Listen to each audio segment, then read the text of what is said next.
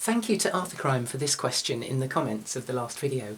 He asks how I had e-ther set up for that track. When you become familiar with something, you forget that the things you take for granted may not be so obvious to everyone else. The first thing is to connect the e-ther to the computer. In this case, I'm using it as a MIDI controller over USB. In this earlier video, I'll put a link here, I go through the different ways that you can connect e-ther. This method is nice because it has a single lead that powers the device and carries data.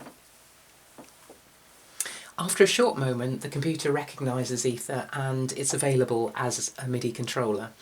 I can only speak for Mac, but I believe it works just the same way in Windows.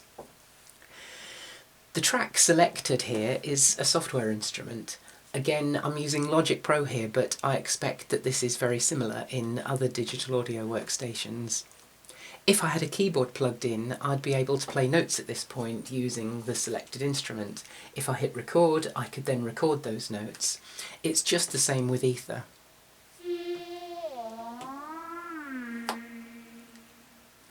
The instrument I chose is called Space Strings, but Logic has a million synthesizer instruments to choose from. You can design your own too. This one comes with various effects applied, including phaser and delay. Another way to have done this would have been to record the audio output from e-ther and add some of these effects, and I think it would have sounded very similar. In the previous video, you're watching me record the take that you're actually hearing. Remember that what I recorded is only MIDI data from e-ther. You can see that data here. So it's easy to change the instrument or any of its parameters even now.